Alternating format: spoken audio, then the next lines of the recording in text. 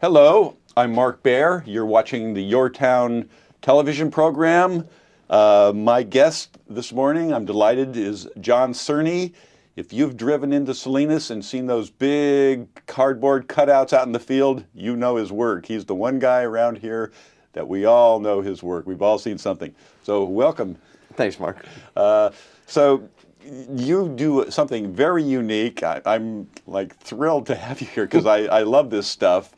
And I think let's just start by looking at a few pieces just before we talk about it. Okay. So what are we looking at here? Well, actually that's one that's not fully complete. I mean, it's completed, but it will be the California Rodeo poster for 2018. They approached me, the incoming president approached me to create a scene that could be on a poster that the sponsors and they sell to the public. So and generally their posters are one image, a bucking bronc with a rider. Well, I have to have layers. I have to have things going on and emotion and excitement. So I had these are all, and the people in the scene are all members of the California Rodeo family in a way. So I used their kids and set them up and created a scene. Not quite realistic, and in that maybe they wouldn't be so close to the fence. So how tall are these people? Just so people have a sense of scale. The people are like 8 feet tall, and the horse is 14 or 15 feet tall with the top of the rider's head. So I set it up temporarily in a field in Salinas, and it will be digitally and graphically changed with the logos and fonts and all that to create the final poster. Okay, the next one, Alex, please. Just finished that a couple of months ago, last month, for the Laguna Seca racetrack. It honors Wayne Rainey, a world-class motorcycle racer, and it's to be seen from Highway 68 as you enter the track to get you kind of excited and revved up for the action on the track. And I'm working on right now a Mazda race car, which will be next to this. Wow. Okay, keep going, Alex. Oh, this I love. And that's one of my whimsical donated murals to the city of Roswell, New Mexico, famous for a UFO that supposedly landed in 1948. So I created a scene in my head first, and I found the logical place to put it was Roswell. I approached the city, says, "Do you guys want a mural?" And I made it fun by having the Chamber of Commerce director bake a pie and giving it as a gift to the head alien. But the alien is not familiar with pies, so he's freaked out by it. And there's a pickup truck you can't see on the right that's broken down. Oh, I love it. Let's see one more. There we go. And that I just got back from Illinois, the small town of Benton, Illinois. George Harrison was the very first Beatle to visit America, ahead of his three compadres in 1964. He was visiting his sister, and I just heard the story, and I'm a Beatles fan, so I had to have a mural. This had to be something that had to be, commemorated. So I just, in my memory of the Beatles on the Ed Sullivan Show in 1964, black and white. The show was in black and white then, so I wanted George in black and white. But I wanted to be pretty as well, so I had the girls in colors. So you see it as you're driving down the highway. Most people won't even know the story of him visiting his sister, but if they do a little research, they'll figure it out. And love the Rickenbacker. Oh, thank you. Thank you very much. Yeah. You're a local. You grew up in Salinas, and you grew up working in produce. Yeah. And yeah, I got out of high school and wasn't pushed to go to college. College wasn't on my radar. I knew friends who had, parents owned produce companies. I had easy access to employment. So for 8 or 9 years, I worked in the produce business, traveling down to Southern California where the seasons were good for growing lettuce, and I did that. And at 26, 27 years old, I was finally growing up. I was I was making money. I was doing okay. But I reached kind of a dead end, maybe mentally. I decided it's time to go to school. Doing what I don't know, but I took a couple art classes, fell in love with art real quickly. I wasn't particularly good at it, but I just loved making things look real. I thought, this is so cool to fool people. So got an art. Did you feel this was risky at the time? I didn't even. My thought process wasn't. I had a little bit of money saved up, So I wasn't worried, and I was single. I didn't have a family or mortgage payment, so I wasn't worried. So got the art degree, and I don't know how I'm going to make a living. Where were you in school? I went to a couple of colleges, College of San Mateo for junior college, then transferred to Cal State Long Beach, thinking I'd get a degree in illustration. And there's a good living, being an illustrator for magazines and what have you. But I fell out of favor with illustrating pretty early in my college career, and I just wanted to draw and paint. What? I don't know. I just said, this is fun. I like doing this. Didn't give it a thought. Went back to work in produce for a year or so before I dove in and moved back to L.A. on one commission I got from an artist friend of mine, and I was stressed out thinking, what am I going to do after this one job I got? Well, that led to another job, and then for 8 years I did nothing but work in the TV industry doing portrait drawings for actors and producers and directors, and I had a good, solid, living going on, but I had done a couple of murals on barns early in my art career, and I missed the satisfaction of the public seeing your work and the feedback, the instant feedback you got. So that led to eventually people seeing your work and calling you, commercial businesses. What can you do for me? Because my work was realism. It wasn't. It was easy for the average person to take in and understand, and my thought process and my way of working was a little bit Norman Rockwellish, kind of a little sense of humor, which everybody got, everybody understood. So it was an easy sell to make a living doing that, and so I got on that treadmill and started doing that. But where did the giant farm workers come from? Well, it was a commission by one farmer, a guy named Chris Bunn of Crown Packing, Bunny label. Bunny brand, I love it. Yeah. He wanted me to do some work elevating the field worker. How can we do this? Because he understood that my stuff was pretty public, pretty visual on a highway, and he supplied me with the fields. So what can we do? How big to make them? I didn't know. I thought, boy, 12 foot tall. Life size was too small. Had to make them big. But how big could I make them and withstand the wind and engineer it so it would last for a long time? So I consulted with carpenter friends of mine and figured it out a little bit on my own, and that became my kind of a blueprint for my future giant people, was the series of 10 farmers and field workers, which still standing today. So you got the jigsaw became part of your instruments. Yeah, I go through blades all the time. I'm always cutting out. I burn out jigsaws, once every couple of years. So yeah, I have a giant shop with a giant easel. So I cut them out, set them on my easel, and I just work slowly. People think I work fast, but I think I work pretty slowly. Yeah. With my brushes, from tiny brushes to big brushes. So the first people were what, 12 feet? Well, my first people that I cut out were life size. Oh, okay. But my very first ones. But my first big ones were 18 foot tall. 18. Yeah. And then you knew you found your calling. Yeah, I get people who want to be even bigger. Can we go 30? Well, you can go 30. I can't go 30. I need giant posts, and I need. I don't want cranes. I don't want to get that big where it's, it's just a hassle. So no, I'm comfortable. So it's just now. So how long will one of these pieces work? What's like the lifespan of a work? Because they can't last forever. No, yeah.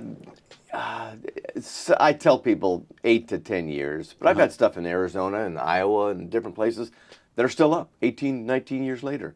The color will look good. My acrylic paints are fabulous, but the wood will slowly start breaking down. The glue will break down, and if you walked up to it, he wouldn't take much of wind to knock it down because everything dries out. But most people are fine with 8, 9, 10 years. Yeah, and then do they call you back and say it's time for new people, or do they? Because they must get used to having. Once you've got giants in your space, you have to have them. It looked very naked without it. Yeah. So what happens? Well, I'm really just reaching that stage now because I've been doing these for, since the mid-'90s. So I'm on 23, 24 years. There aren't that many cases where people say, let's do a brand new one, because it's out of their system too. Right, that's true. So, and I have a list of people who want new ones. So I'm always looking for new markets. If I get a call next week from someone in Ohio, I'm going to go to Ohio because I'll push for that because I want a new state to have my work. Mm-hmm. So what's your, Yeah. So what is your process? How do you go? Do you go stand in a space? Do they tell you what goes there, or do you have to just feel it and sense it, or how does your process work? Well, for instance, the George Harrison one. I don't need to be there. Send me some pictures. Show me how it looks from the highway. When I go there, I will be able to at least maybe position it, in front of a tree or in front of a post. Move it down 5 feet. Move it back 3 feet. Angle it like a billboard is, so the view from the driver is the optimum for the only maybe 8 to 10 seconds that he's seeing it as he's driving by. I have to take advantage of all that. So, to save the money of me flying back there. A lot of times they're paying my travel, but they don't want to push it and say, hey, come on out and we'll spend $500 for you to just get it. Move it to the left a little. Yeah. No. I'm fine with just doing it all. I keep them updated with photo, progression of my work, and so they know what they're getting by the time it gets there. And so tell me about your using this in advertising. How because it does get, you're able to walk that fine line between fine art and advertising and live in those two worlds. Huh? Yeah, I often get asked to do things that are blatant in their advertising.